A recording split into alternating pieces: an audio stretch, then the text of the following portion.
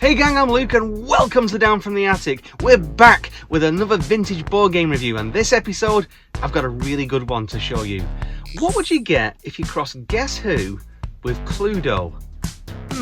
Well, I think it'd be a little bit like this game. We're off to the Orient for this episode as we look at Mysteries of Old Peking. Let's get this thing down and have a look at it. First off, box art. And my goodness, this is beautiful. I love this children's picture book quality to it. It's hand painted, full of details, such as the dragons in the background and the image of a crime in the centre. This is gorgeous artwork, one of my favourites. Contents! And we have quite a bit here. We have the board, 6 play pieces, 4 suspect charts, 4 dragon tokens, a stack of character cards, fortune cookie cards, a small mirror, this spy decoder, this clear red decoder card, a pad of clue sheets, this culprit reveal card, the casebook, a dice, and the instructions. Setup. Select your character and place it in the middle of the board. The centre space, despite how big it is, counts as one space. Take a suspect chart, something to write with, and a clue sheet too. The 4 dragons are placed here, blocking the entrances to the corner locations on the board. Place the mirror, spy decoder and red decoder in reach of all players. You're going to need these. Select a crime to investigate from the casebook. There's 50 cases here to play, and they're all different, all with humorous descriptions, different culprits and combinations of clues. Each case will tell you the numbers of the character cards you need. Separate the cards into the different characters. Find the numbered cards listed in the casebook.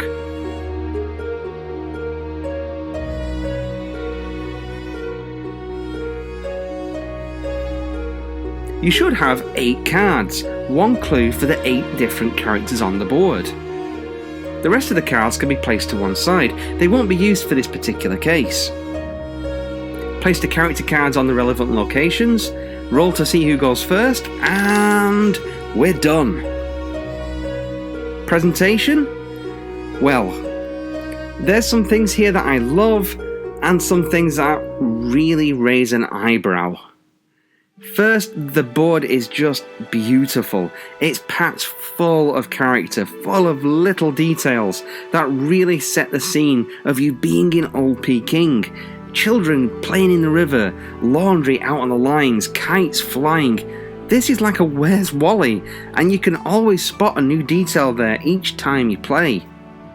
The names of the characters in the game are very tongue-in-cheek, full Pekingese sounding names like Dun Wong, Pong Hee, Mr. Luxie, Yum Yum. I can see people having an issue alone with these, but I see these as no worse than those fake book name jokes. You know the ones I mean. Seasoning and Garnish by Mixed Herbs.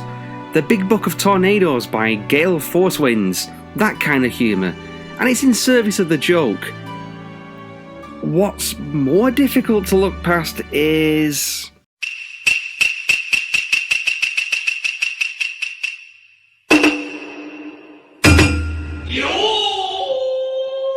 Yeah, by modern sensibilities, this game's illustrations are pretty insensitive. And fortune cookies, well, they were invented in America, now you know.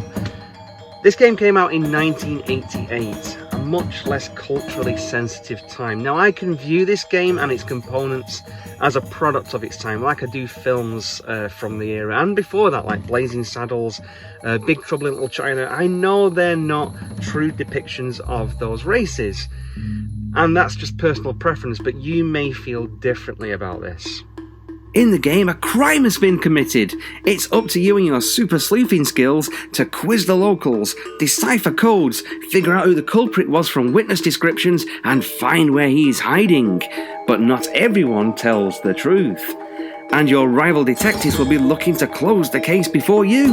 Will you be the first to apprehend the culprit? The hunt is on.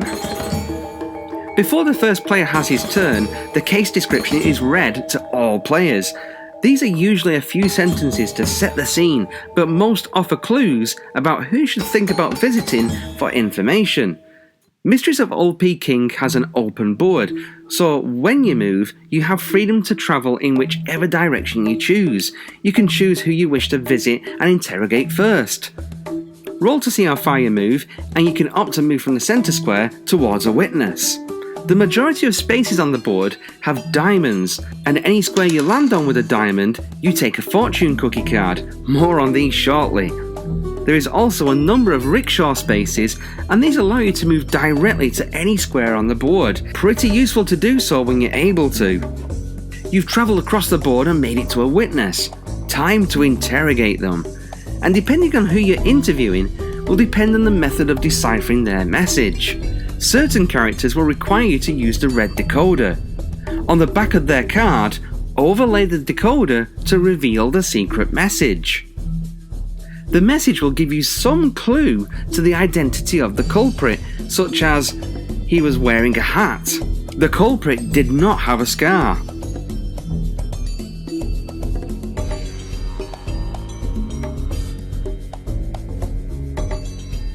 You should make a note of your clues on your clue sheet, but don't let your opponent see, because any clues that they find out will save them on visiting that suspect.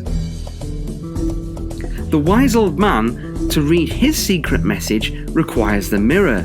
You place it on the card to read the message in the mirror. Pretty clever. This font can be a bit tough for some people to read, especially in lower lights. Generally speaking, the wise man tells you if anybody is lying to you, so clues you picked up from other witnesses might not be so reliable. The spy tells you the location of the culprit. He's hiding in one of the 4 dragons on the board. Using the spy overlay, letters will be obscured to reveal an encoded message to show which dragon. Again, this is a really cool mechanic and definitely gives that feel of being a sleuth and discovering clues.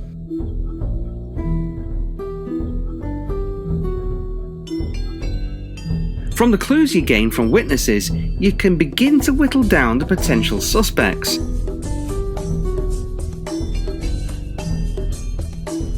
If a suspect wore no glasses and it rules out the suspects that are wearing glasses, you can mark off at the top of your clue sheet who is out of the running for being the criminal. In a way, it plays a little like Guess Who in this regard. Your clues are narrowing down who it could be. I really like this approach to the gameplay. However, this is all done in secret, with the clues that you've obtained. Your opponents, they might have gathered different clues to what you've got so far, and already ruled out different suspects. With everyone running around the board, interrogating and investigating people for clues, you'd think it was a pretty close game, right? Nothing to stop people. Well, you're wrong. As mentioned, the fortune cookie squares are prolific across this board. More than likely, you're going to end one of your turns on one of these and draw a card. And these cards have a wide and varied number of effects. You can be made to miss a turn, or you might get another go. Cards might instruct you to go to a specific location, handy if you've not been there already, or massively retreading steps if you have. Worse still, you might have to reveal to the other players one of the clues that you've discovered. This means that they no longer need to investigate that particular witness. They'll just get told the same, so this does the other players a huge favour. You might, however, draw and move a dragon card.